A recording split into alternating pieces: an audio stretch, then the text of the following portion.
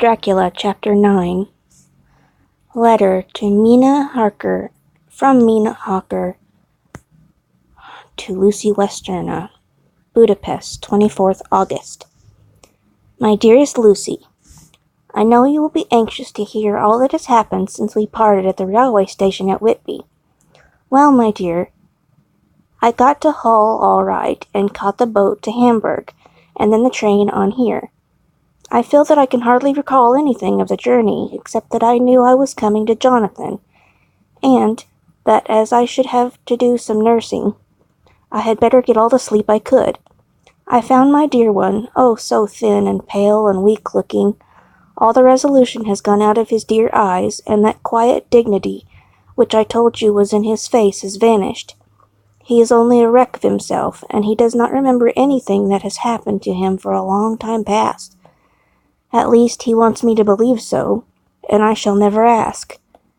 He has had some terrible shock, and I fear it might tax his poor brain if he were try to recall it.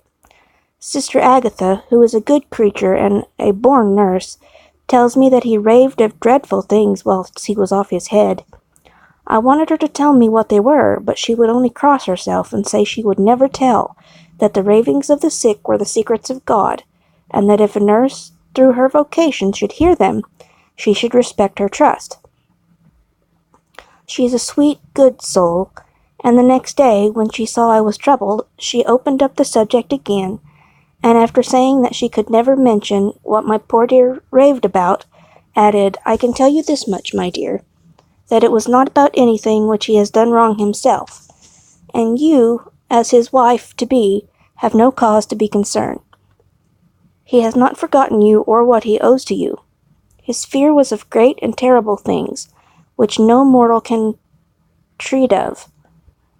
I do believe the dear soul thought I might be jealous lest my poor dear should have fallen in love with any other girl. The idea of my being jealous about Jonathan.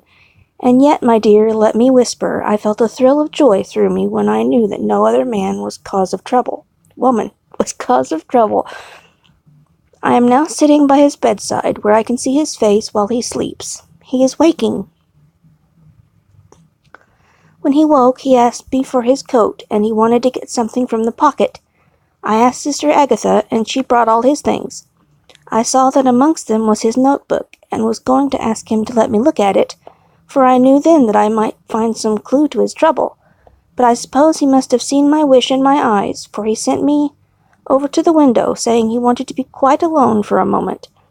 Then he called me back, and when I came, he had his hand over the notebook, and he said to me very solemnly, Wilhelmina, I knew then that he was in deadly earnest, for he has never called me by that name since he asked me to marry him. You know, dear, my ideas of the trust between husband and wife. There should be no secret, no concealment. I have had a great shock, and when I try to think of what it is, I feel my head spin around, and I do not know if it was real or the dreaming of a madman. You know I've had brain fever, and that is to be mad. The secret is here, and I do not want to know it. I want to take up my life here, with our marriage. For, my dear, we had decided to be married as soon as the formalities are complete. You are willing, Wilhelmina, to share my ignorance? Here is the book. Take it and keep it. Read it if you will, but never let me know, unless indeed some solemn duty should come upon me to go back to the bitter hours, asleep or awake, sane or mad, recorded here. He fell back exhausted, and I put the book under his pillow and kissed him. I have asked Sister Agatha to beg the Superior to let our wedding be this afternoon, and I am waiting her reply. She has come and told me that the chaplain of the English Mission Church has been sent for. We are to be married in an hour, or as soon after Jonathan wakes. Lucy, the time has come and gone. I feel very solemn, but very, very happy.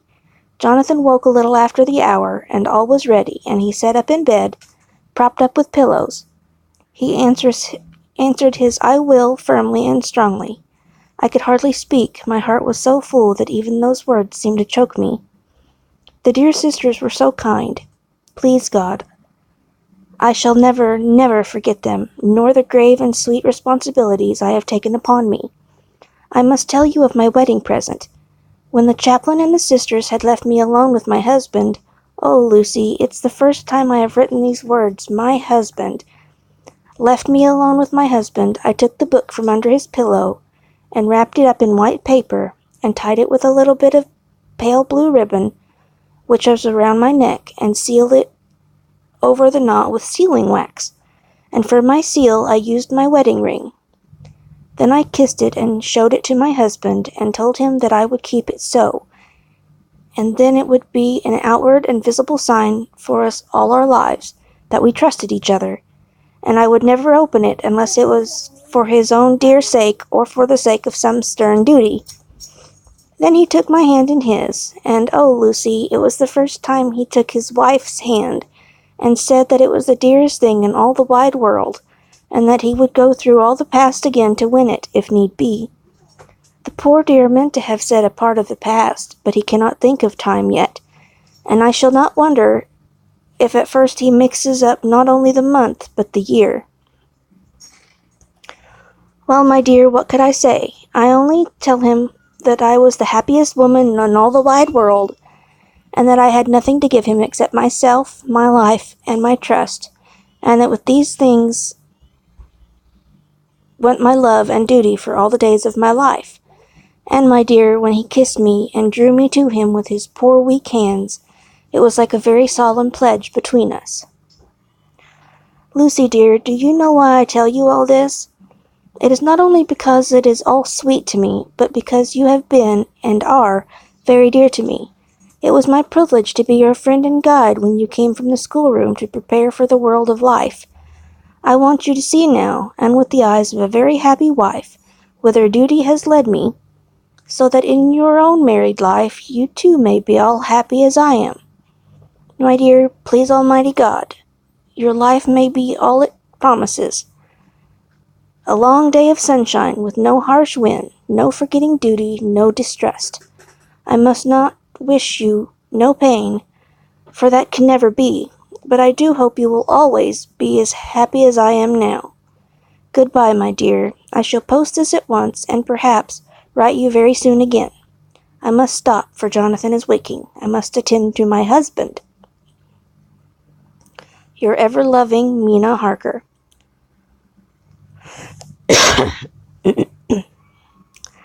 Letter, Lucy Westerna to Mina Harker. Whitby, 30th August.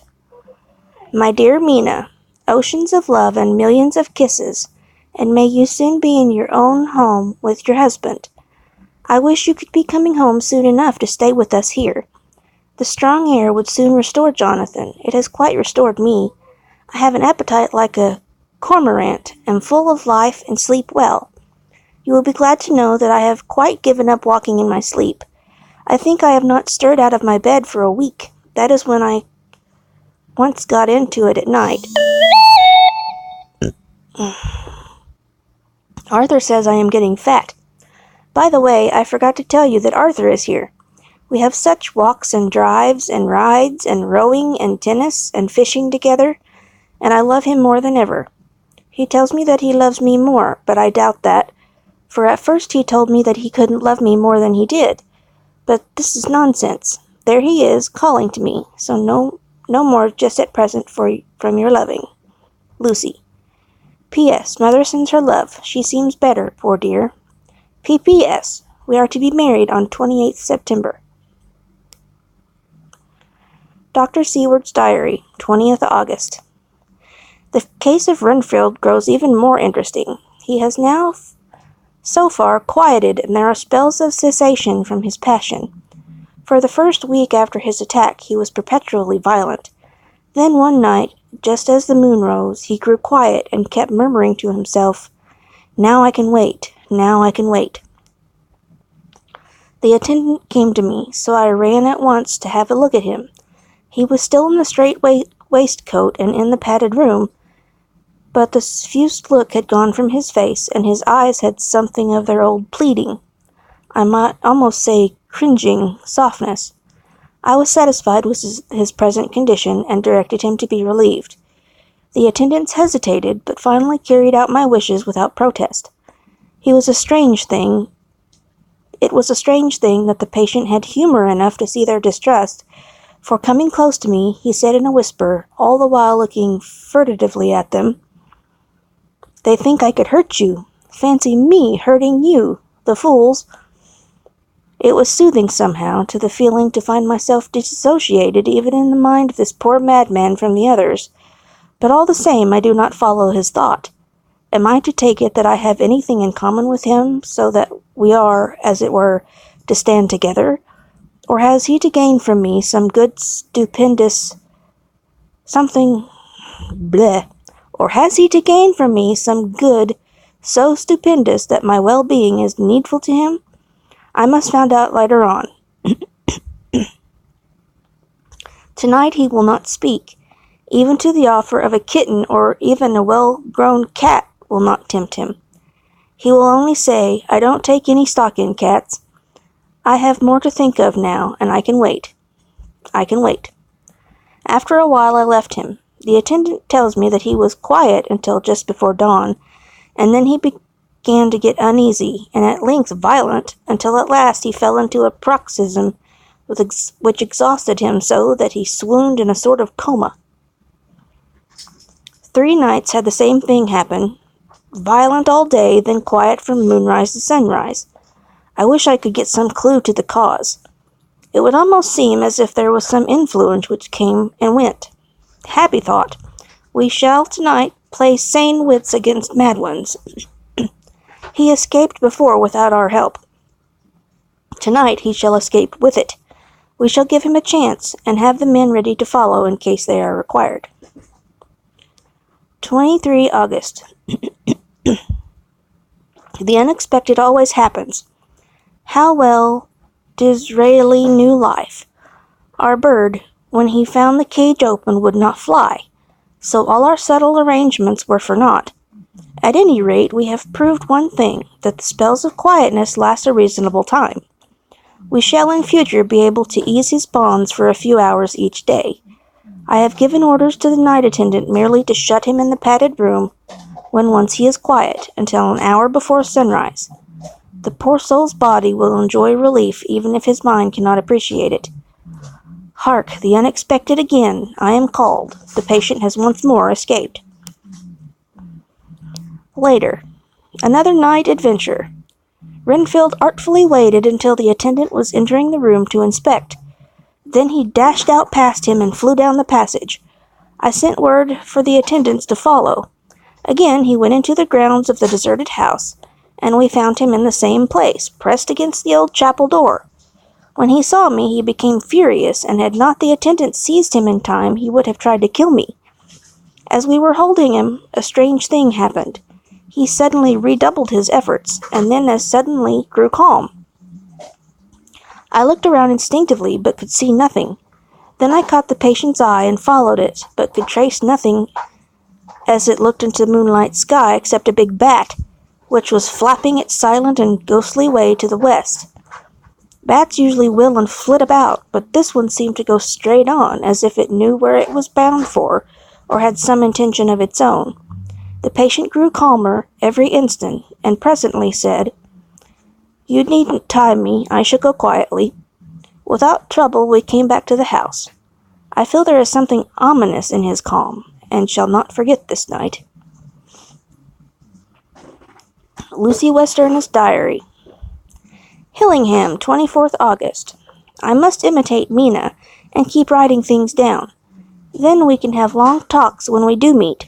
I wonder when it will be. I wish she were with me again, for I feel so unhappy.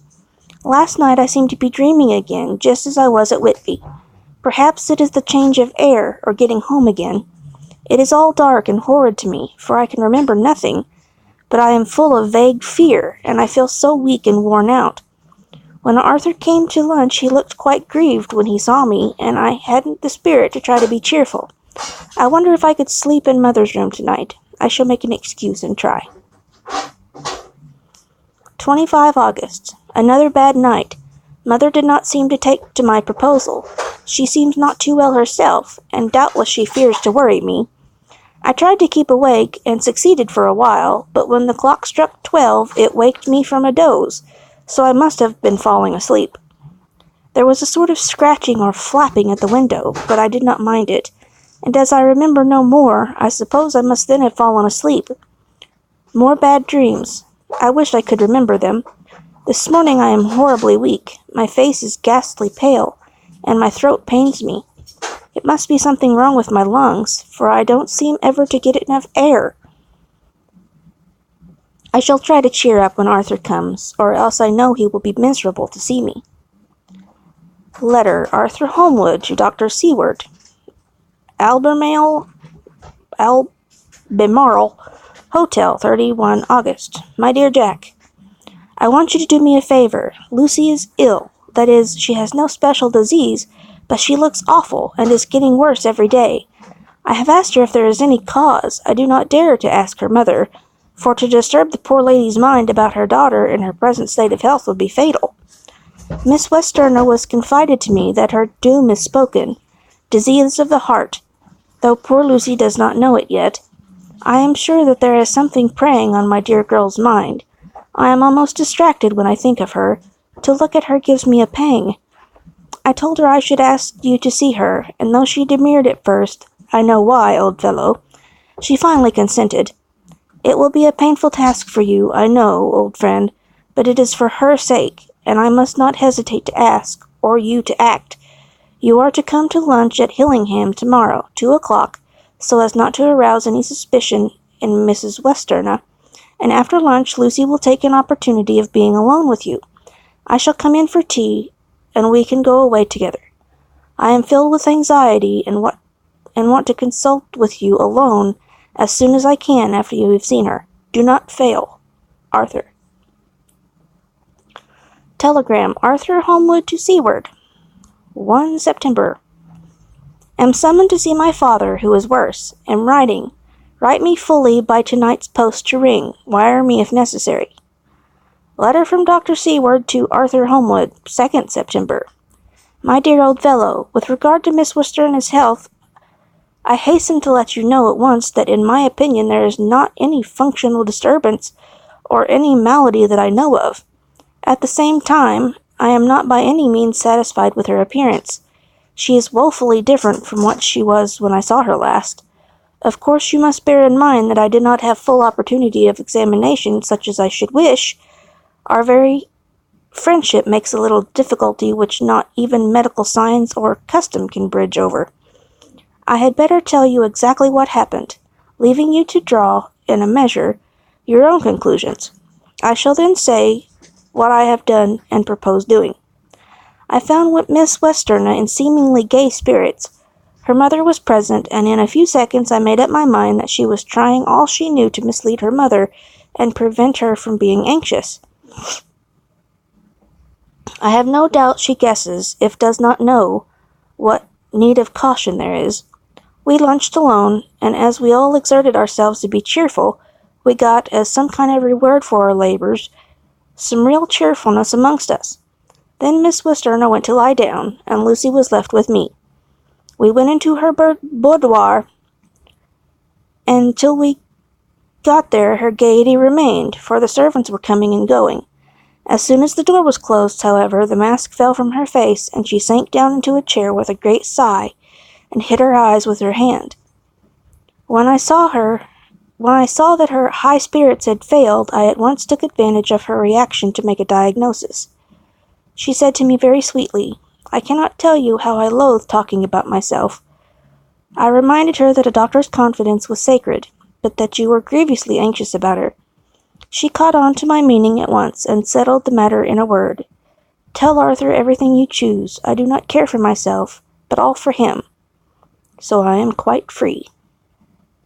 I could easily see that she is somewhat bloodless, but I could not see the usual anemic signs, and by a chance I was actually able to test the quality of her blood, for in opening a window which was stiff, a cord gave way, and she cut her hand slightly with broken glass.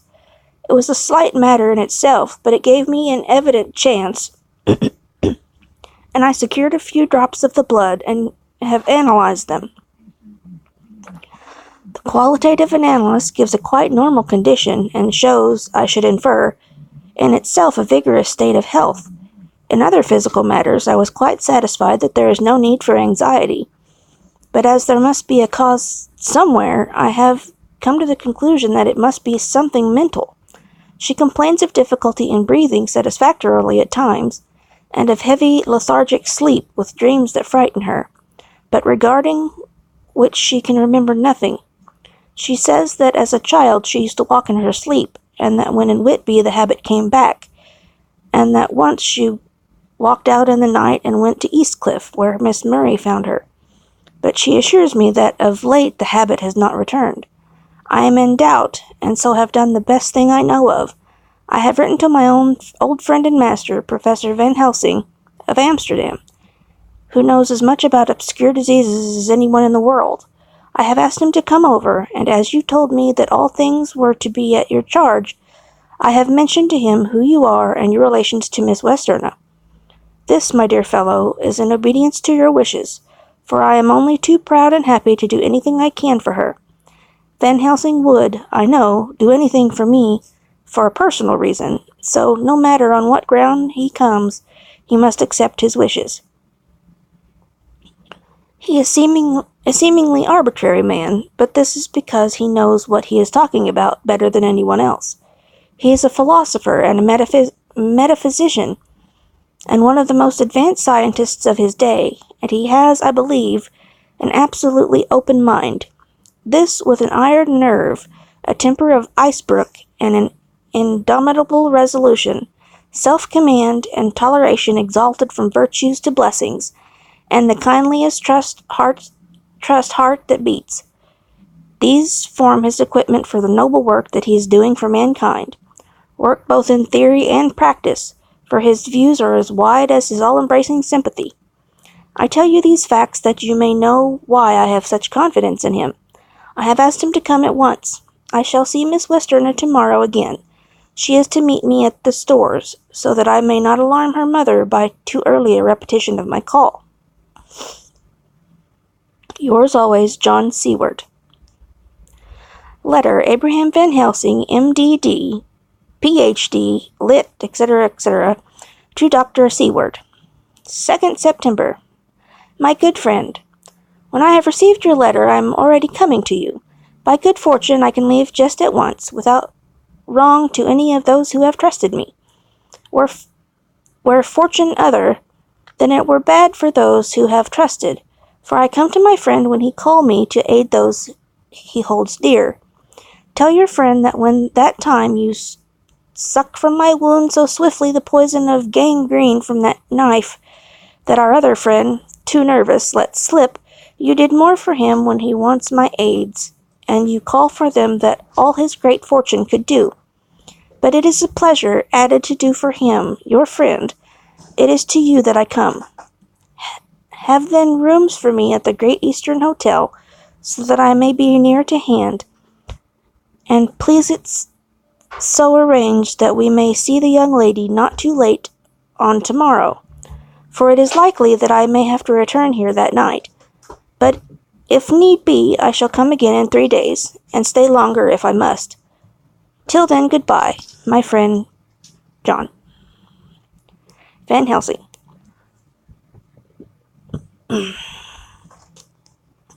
Letter, Dr. Seward to Hon Arthur Homewood, 3rd September. My dear Art, Van Helsing has come and gone. He came on with me to Willingham, and found that, by Lucy's discretion, her mother was lunching out, so that we were alone with her. Van Helsing made a very careful examination of the patient. He is to report to me, and I shall advise you, for of course I was not present all the time. He is, I fear, much concerned, but says he must think.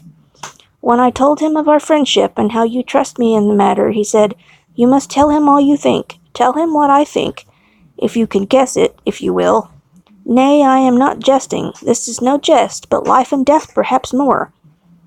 I asked what he meant by that, for he was very serious. This was when he had come back to town, and he was having a cup of tea before starting on his return to Amsterdam. He would not give me any further clue. You must not be angry with me, Art, because his very reticence means that all his brains are working for her good. He will speak plainly enough when the time comes, be sure. So I told him I would simply write an account of our visit, just as if I were doing a descriptive special article for the Daily Telegraph. He seemed not to notice, but remarked that the smuts in London were not quite so bad as they used to be when he was a student here. I am to get his report tomorrow, if he can possibly make it. In any case, I am to have a letter. Well, as to the visit, Lucy was more cheerful on the day I first saw her, and certainly